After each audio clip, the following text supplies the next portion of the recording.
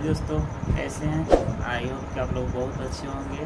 हम लोग पिछले वीडियो में हम लोग निषेचन की पूर्व घटना के बारे में हम लोग पढ़े हैं और उस वीडियो में हम लोग निषेचन की पूर्व घटना को बहुत बढ़िया से समझें और बहुत बढ़िया से उसके बारे में जाने हैं। आइए आज हम लोग इस वीडियो में निषेचन क्या होता है या निषेचन किसे कहते हैं और निषेचन की पश्च घटना कौन सी होती है उसके बारे में विस्तार से जानते हैं। ठीक है, तो आइए चलिए वीडियो स्टार्ट करते हैं और समझते हैं कि निषेचन क्या होता है, निषेचन किसे कहते हैं।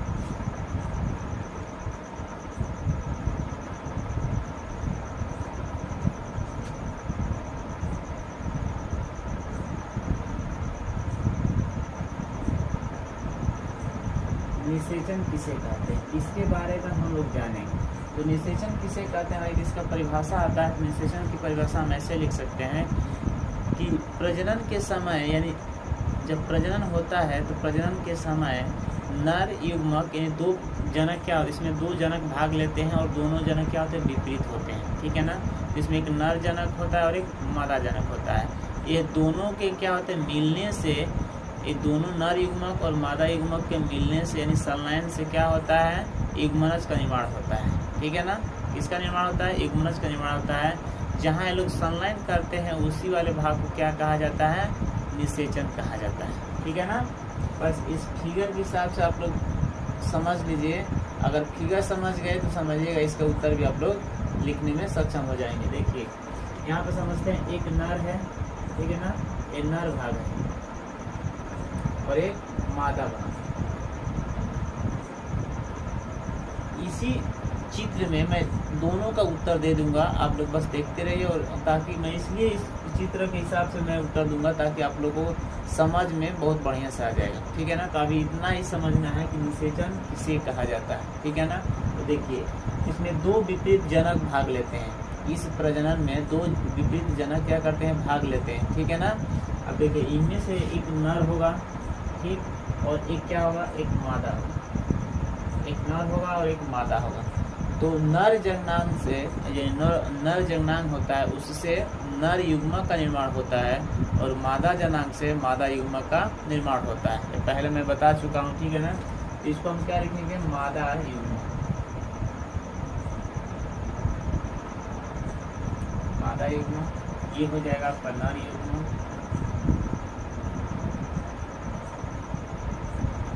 नर युग्मक क्योंकि ये आपका नर युग्मक है और ये आपका मादा युग्मक है। क्योंकि नर जनांग से नर युग्मक बनता है और मादा जनांग से मादा युग्मक बनता है। लेकिन दोनों अगुणित होते हैं। क्या होते हैं, दोनों अगुणित होते हैं। अगुणित इसलिए होते हैं कि दोनों क्या है, अलग अलग होते हैं। वह भी एक दूसरे से स्पर्श यानी एक दूसरे के समान रूप में नहीं आए। ठीक है ना, ताकि यहाँ पर देखिए क्या हो जाएगा, यहाँ पर दोनों एक दूसरे से क्या है, अलग है, यानी एक दूसरे से अलग यहाँ पे है। ठीक है ना, इसका जो युग्मक है और इसका जो युग्मक है, मादा युग्मक और नर युग्मक दोनों अभी संलयन नहीं किए हैं, दोनों एक दूसरे के विपरीत हैं।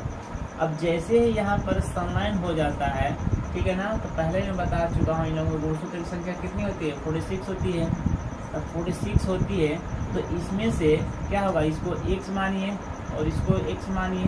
ठीक है ना, यहाँ पर अगर एक x है और यहाँ पर एक x है, ठीक है ना, अगर यहाँ पर x है तो यहाँ पर प्लस x और कर लीजिए ताकि आप लोगों को समझने में आसान होगा। देखिए यहाँ पर डबल x और यहाँ पर डबल x। ठीक है ना, दोनों, इसलिए दोनों क्रोमोसोम जो संख्या होती है गुणसूत्र के दोनों समान ही होती है। ठीक है ना, इसलिए डबल x यहाँ पर मैं रखा। ठीक है ना, अब देखिए अब इसमें से यदि एक x निकल कर यहाँ पर आएगा तो एक x होगा। ठीक है ना, और इसमें से अगर यदि एक x निकल करके आया तो यहाँ पर कितने हो गए, 2x हो गए। अब इन दोनों को हम मिला दिए, इसमें इंटू यदि कर देते हैं तो 2x यहाँ पर हम लिख सकते हैं। इन दोनों में से एक यदि x निकल करके आया तो क्या हो गया, 2x हो गया। ठीक यही प्रक्रिया यहाँ पर हम लोग समझेंगे कि 46 यहाँ पर मादा का भी गुणसूत्र होता है जबकि 46 नर का भी होता है। ठीक है ना, तो इसमें से कितने निकल कर आएंगे, 23, यानी इसका आधा ही निकल करके आएगा। इसमें से नर जनांग में कितने आए, 23, और मादा जनांग में कितने आ गया, 23। अब इन दोनों का, ये दोनों अभी अगुणित हैं, दोनों में से निकल करके आधा आधा आए तो ये दोनों अभी क्या है, अगुणित है। अब इन दोनों को जब हम मिला देंगे जब इन दोनों को हम मिला दिए तो कितना हो गया 46। तो जब 46 होगा तो यहाँ पे इनका संलयन होगा। जब इनका संलयन होगा तो 2n यहाँ पर हम लिख सकते हैं, यानी एक 46 गुणसूत्र की संरचना यहाँ पर मौजूद होगी। ठीक है ना। अब यहाँ पर एक नए संतान की उत्पत्ति हो जाएगी। ठीक है ना। अब देखिए तो यहीं पर इसी संलयन को हम क्या कहते हैं, निषेचन कहते हैं। इन्हीं क्रिया को क्या कहते हैं, निषेचन कहते हैं। ठीक है ना। दो जनक अलग अलग भाग लिए, एक नर और एक मादा, दोनों विपरीत होते हैं। उनमें नर जनांग से नर युग्मक का निर्माण हुआ और मादा जनांग से मादा युग्मक का निर्माण हुआ। अब यहाँ पर समझिए कि इसमें से 46 था गुणसूत्र, इसमें 46 था, इसमें से 23 आया और इसमें से 23, तो मादा जो युग्मक है वो 23 हुआ और नर युग्मक जो है वह 23 हुआ। दोनों मिले तो कितना 46 हो गए। तो 46 हुए यानी 2n हो गए, यानी इसको ही क्या कहा जाता है, द्विगुणित युग्मनस कहा जाता है। यानी दो गुणों को मिला करके एक द्विगुणित युग्मनस का क्या हुआ, निर्माण हुआ, एक नए संतान की उत्पत्ति, यानी नए संतान की यहाँ पर उत्पत्ति हुई। ठीक है ना। ये आपका नया ही संतान है, 2x बना यानी नया ही संतान है, युग्मनज का निर्माण हुआ। ठीक है ना। द्विगुणित का निर्माण हुआ, उसे क्या कहते हैं, नया संतान उत्पत्ति कहा जाता है। तो इसे हम क्या कहते हैं, निषेचन कहते हैं। ठीक है ना। इसे क्या कहते हैं, निषेचन कहते हैं। अब निषेचन यहाँ तक समझ में आ गया कि निषेचन किसे कहते हैं। अब यह समझ लिया जाए कि निषेचन कितने प्रकार के हैं। ठीक है ना।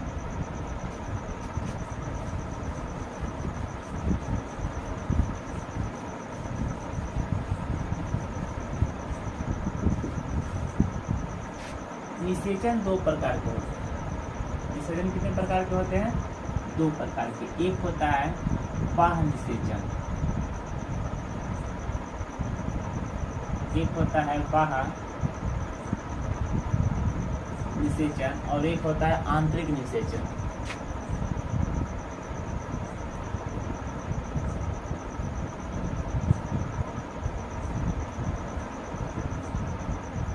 एक होता है आंतरिक निषेचन। अब इसके नाम से ही हम लोग जान सकते हैं कि बाह्य निषेचन का मतलब क्या होता है और आंतरिक निषेचन का मतलब क्या होता है। देखिए बाह्य निषेचन का मतलब ये होता है कि बाह्य निषेचन मतलब वह निषेचन बाहर हो, यानी कहने का मतलब ये होता है कि वह शरीर से बाहर निषेचन किए गए निषेचन को क्या कहा जाता है, बाह्य निषेचन कहा जाता है। यानी शरीर के अंदर निषेचन नहीं होना चाहिए। ठीक है ना। वो शरीर से बाहर निषेचन होता है, उसे हम क्या कहते हैं, बाह्य निषेचन कहा जाता है। ठीक है ना। इनका जो निषेचन होता है, इनमें सबसे महत्वपूर्ण जो भूमिका होती है किसका होता है, जल का। ठीक है ना। जो जल होता है, जल के द्वारा ही इस भूमिका सबसे ज़्यादा इम्पोर्टेंट क्या होता है, जल से ही इन जो बाह्य निषेचन होता है उस जल के द्वारा ही निषेचन होता है। जैसे मेढक, ठीक है ना, जैसे मेढक हो गया। जैसे पादप में देखा जाए तो जो शैवाल होते हैं, ठीक है ना, और जो जीवों में देखा जाएगा तो मेढक हो गए, मछली हो गए, इनका जो निषेचन होता है बाह्य निषेचन होता है। इनका निषेचन क्या होता है, बाहर होता है। ठीक है ना। तो वैसे निषेचन जिनका निषेचन बाहर होता है उसको क्या कहा जाता है, बाह्य निषेचन कहा जाता है। ठीक है ना। उसको क्या कहा जाता है, बाह्य निषेचन कहा जाता है। जिनका निषेचन बाहर, यानी शरीर से, कहने का मतलब एक भाषा में यदि कहा जाए तो शरीर से बाहर हुए निषेचन क्या कहा जाता है, बाह्य निषेचन कहा जाता है। जैसे मछली हो गया, मेढक हो गया, इनका निषेचन क्या होता है, बाहर होता है। और इनके निषेचन के पूरे परिपक्व करने के लिए जल सबसे महत्वपूर्ण भूमिका निभाता है। जल के द्वारा इनका क्या होता है, निषेचन होता है। ठीक है ना। ये तो बाह्य निषेचन समझ में आ गया। अब आंतरिक निषेचन देखिए, आंतरिक निषेचन ये होता है कि शरीर के अंदर जो निषेचन होता है उसे हम क्या कहते हैं, आंतरिक निषेचन कहा जाता है। शरीर के किए गए अंदर निषेचन ही क्या कहलाता है, आंतरिक निषेचन कहलाता है। जैसे में देखा जाएगा तो जो जीव है, जैसे मनुष्य, ठीक है ना, गाय, ये सब जितने सब जीव होते हैं, ये सब क्या उनका जो निषेचन होता है वो आंतरिक होता है। यानी आंतरिक शरीर के अंदर उनका निषेचन किया जाता है और शरीर के अंदर ही उनका क्या होता है, निषेचन होने के बाद भ्रूण का विकास होता है और वहाँ से नए संतति की उत्पत्ति होती है। उसे क्या कहा जाता है, आंतरिक निषेचन कहा जाता है। एक भाषा में, यदि सरल भाषा में समझा जाए तो आंतरिक निषेचन उसे ही कहा जाता है जो शरीर के अंदर निषेचन होता है, उसे आंतरिक निषेचन कहा जाए। और बाह्य निषेचन उसे कहा जाता है जो शरीर से बाहर होता है, उसे बाह्य निषेचन कहा जाता है। इसमें आ जाएंगे मनुष्य, जीव, ठीक है ना। इसमें बहुत से जीव ऐसे होते हैं, जैसे मछली भी जीव है लेकिन उसका बाह्य निषेचन होता है। ठीक है ना। तो जीव मनुष्य हो जाएंगे, गाय, ठीक है ना, बकरी, ये सब जो भी जीव आते हैं सब क्या होते हैं, इनका निषेचन अंदर होता है, ठीक है ना। ये अंडे देते हैं, बल्कि ये जो आंतरिक निषेचन होता है वो अंडे नहीं देते हैं, वो डायरेक्ट किसको जन्म देते हैं, बच्चे को जन्म देते हैं, ठीक है। तो ये था हमारा बाह्य निषेचन और निषेचन। निषेचन कितने प्रकार के थे, 2 प्रकार के, बाह्य निषेचन और एक आंतरिक निषेचन। तो इसको हम लोग समझ गए।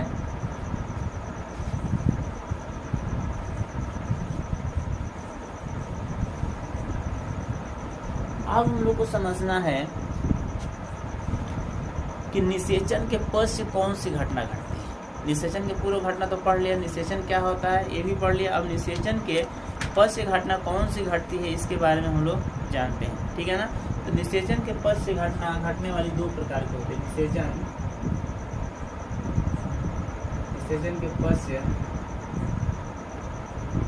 घटना, निषेचन के पश्चात घटना घटने वाली 2 होती है।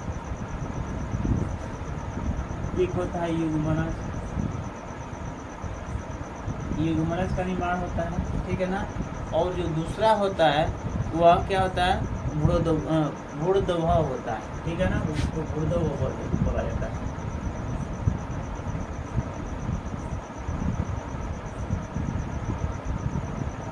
भूर्दभव बोला जाता है, ठीक है ना। भूर्दभव का मीन्स भूर कह सकते हैं, इसको हम क्या कह सकते हैं, भूर भी कह सकते हैं, ठीक है ना, भूर भी इसको कह सकते हैं, ठीक है ना। अब देखिए यहाँ पर हम कुछ देर पहले समझे कि नर और मादा युग्मक को मिलने से जो ये अगुणित युग्मक मिलते हैं तो वहाँ उनके संलयन से क्या होता है, द्विगुणित युग्मक का क्या होता है, निर्माण होता है, जिसको 2n कहा जाता है, ठीक है ना। तो वहाँ पे जब जैसे निषेचन हुआ, ठीक है ना, यहाँ पर जैसे ही निषेचन हुआ, यहाँ पर समझिए, यहाँ पर क्या हो गया, संलयन हो गया, यहाँ पर संलयन हो गया। अब संलयन यहाँ पर निषेचन हुआ, ठीक है ना, यहाँ पर क्या हो गया, निषेचन हो गया, यहाँ पर निषेचन हुआ। जब निषेचन हुआ तो यहाँ पर 2n बन गया, यानी एक 46 गुणसूत्र बन गया। अब यहाँ पर जैसे ही निषेचन होता है तो निषेचन के तुरंत बाद कोशिकाएं क्या होती है, विभाजन हो जाती है। यानी कहने का मतलब ये होता है कि तुरंत निषेचन होने के तुरंत बाद जो अंडकोश होता है उसमें क्या होता है, विभाजन होने लगता है, ठीक है ना। जब अंडकोश में विभाजन होने लगता है तो वहाँ पर भ्रूण का क्या होता है, विकास होता है, ठीक है ना। निषेचन के बाद क्या होता है, यहाँ पर नर और मादा जब मिले तो संलयन हुआ, यानी निषेचन हुआ। तो यहाँ पर द्विगुणित युग्मज का निर्माण हुआ। द्विगुणित युग्मज का जब निर्माण हो गया तो निर्माण होने के बाद क्या होगा, वहाँ पे अंडकोश जो होता है, मादा भाग अंडकोश, उस अंडकोश में कोशिका विभाजन होने लगा, यानी वहाँ पे विभाजन स्टार्ट हो जाएगा। तो इसके विभाजन, इसके भ्रूण के पहले क्या हुआ, युग्मज का निर्माण हुआ। तो युग्मज यहाँ पर हो गया, जिसको जाइगोट कहा जाता है, ठीक है ना। यहाँ पर युग्मन निर्माण होने के बाद, युग्मन निर्माण हो गया तो युग्मन निर्माण होने के बाद तो प्रक्रिया आगे बढ़ेगी। तो प्रक्रिया जब आगे बढ़ती है तो वहाँ पे क्या होगा, भ्रूण का विकास होगा। जो अंड है, जो जब स्पर्म, ये आपका ये स्पर्म है, जब ये स्पर्म जब ये अंड में क्या करेगा, प्रवेश करेगा, तो यहाँ से इसकी क्या होगी, इसमें अब वृद्धि होना, यानी इसमें अब परिवर्तन होना, इस कोशिकाओं में क्या हो जाएगा, परिवर्तन होना स्टार्ट हो जाएगा। अब ये प्रतिदिन क्या होगा, बढ़ने लगेगा। उसी दिन से क्या होगा, इसमें विकास एवं वृद्धि होना प्रारंभ हो जाएगा, ठीक है ना। तो सबसे पहले इसमें देखा जाए तो इसमें भ्रूण यानी भ्रूणोदय जो होता है, भ्रूण का विकास होता है, ठीक है ना। जो जीवों में होते हैं, निषेचन के बाद जब युग्मज बन जाते हैं तो उसके पश्चात क्या होता है, भ्रूणोदय का विकास होने लगता है और वही अंडकोश धीरे धीरे क्या होता है, बढ़ने लगता है। अगर यदि पादप में देखा जाए तो पादप में क्या होता है, यह पादप में जब भ्रूणोदय होते हैं, जब निषेचन के युग्मज के बाद जब भ्रूण का निर्माण हो जाता है तो जो अंड में होता है, अंडकोश में होता है, उसके ऊपर वाली भाग वो क्या होते हैं, उसके सुरक्षा के रूप में क्या होती है, वो बन जाती है। जैसे कि मान लीजिए कोई अंड भित्ति भी बन सकता है, ठीक है ना, या उसकी कोशिका फल भित्ति भी बन सकता है, ठीक है ना, या पेरिकार भी बन सकता है उसकी सुरक्षा प्रदान करने के लिए। जैसे फल मान लीजिए लगा है तो फल के ऊपर एक देखिएगा एक बहुत बढ़िया छिलका यानी कवर लगा हुआ रहता है, उसको क्या सुरक्षा प्रदान करता है। ठीक उसी प्रकार क्या होता है, भ्रूणकोश क्या करता है, भ्रूणकोश को सुरक्षा प्रदान मिलता है, ठीक है ना। भ्रूणकोश जो उसके फल के अंदर रहता है उसको क्या सुरक्षा प्रदान देने के लिए उसको रखा जाता है, यानी वो होता है। ठीक उसी प्रकार जब ये संलयन युग्मन जब हो जाता है, युग्मन के बाद जब भ्रूण का जन्म होता है तो उस समय तक उसको सुरक्षा प्रदान होता है जब तक कि वह एक परिपक्व न हो जाए। तो भ्रूण को सुरक्षा कौन करता है? भ्रूणकोष देता है। भ्रूणकोष ही क्या करता है? उसको भोजन प्रदान करता है उस वक्त तक जब तक कि वह जन्म न ले, तब तक क्या देता है? भ्रूणकोष उसको भोजन देते रहता है। ठीक है ना। तो इस प्रकार हम लोग को पता चला कि जो निषेचन की पश्च घटना होती है, निषेचन की पश्च घटना दो ही होती है कि युग्मन का निर्माण होता है और एक भ्रूण उदय का निर्माण होता है। ठीक है ना। तो ये समझना सबसे आसान है, बस थोड़ा सा क्रिटिकल है। आप लोग दिमाग दौड़ाएंगे तो समझ जाएंगे, ज़्यादा कोई हार्ड भी नहीं है। बशर्ते यहीं पे समझने का सारी प्रक्रिया है। यहाँ पर युग्मन का जब नर मादा मिले संलयन हुआ तो वहाँ पे क्या हुआ? द्विगुणित युग्मन का निर्माण हुआ, यानी युग्मन यहाँ पे क्या तैयार हुआ। और युग्मन जब तैयार हुआ उसके बाद क्या हुआ? भ्रूण का विकास हुआ। जब भ्रूण का विकास होगा तो वह कुछ दिन के बाद वह एक बच्चे का रूप धारण कर लेगा और बच्चा का एक नया जन्म होगा, यानी एक नए संतति की क्या हो जाएगी? उत्पत्ति होगी। ठीक है ना। तो यही होता है निषेचन के पश्च घटना। और निषेचन के पश्च घटना पूर्व जो घटना थी वो क्या था? युग्मनज का ही था, लेकिन उसमें युग्मनज क्या स्थानांतरण था, उसका स्थानांतरण कौन था, कौन परिवर्तन करता है उसमें ये था। और लेकिन और इसमें क्या है? इसमें युग्मनज इसमें भी है, लेकिन इसमें भ्रूणोदय है। और युग्मनज के बाद जब तैयार हो गया उसके बाद क्या होगा? एक नए संतति की उत्पत्ति होगी। ठीक है ना। इसमें और भी होते हैं, जैसे अंड प्रजक होते हैं। ठीक है ना। तो ये चीज समझ में आ गया। ठीक, अब आगे बढ़ते हैं, अंड प्रजक देखते हैं वो क्या होता है। अंड प्रजक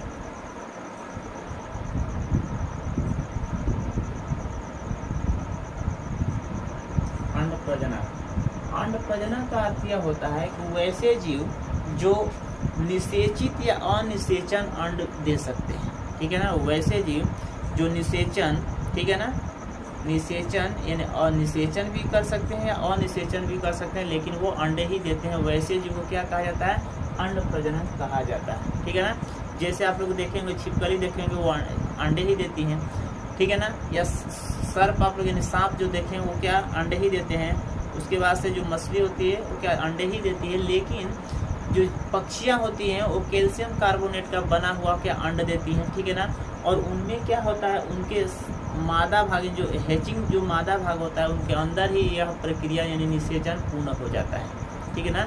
जो पक्षी होती हैं उनके अंदर हैचिंग एक मादा भाग होता है। ठीक है ना। यानी वो मादा भाग के अंदर क्या होता है? हैचिंग होता है। हैचिंग में ही उनका निषेचन क्या होता है? परिपक्व हो जाता है। और निषेचन के अंदर ही परिपक्व हो जाता है तो वह निषेचन सत्य होता है और वह अंडे के रूप में देखने को मिलता है। तो अंड प्रजनन का अर्थ होता है कि वैसे जीव जो अपने बच्चे को जन्म देने के जो अंडे देते हैं वैसे अंड प्रजनक जीव कहलाते हैं। यह अंड निषेचन सत्य निषेचन भी हो सकता है और अनिषेचन भी हो सकता है। ठीक है ना। उसके बाद चलते हैं अगले पॉइंट की तरफ। अगला है सजीव प्रजक। ठीक है ना। सजीव प्रजक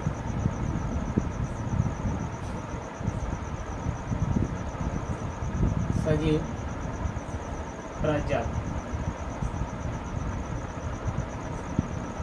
सजीव प्रजक क्या है इसके बारे में जानते हैं। सजीव तो आप लोग जानते हैं, सजीव वे सजीव जिनके अंदर जीव होते हैं उन्हें क्या कहते हैं? सजीव कहा जाता है। ठीक है ना। अब सजीव प्रजक क्या होते हैं? वैसे जीव जो अपने बच्चे को जन्म देने के लिए वे अंडे नहीं देकर वो अपने शिशु का जन्म देते हैं, उसे क्या कहते हैं?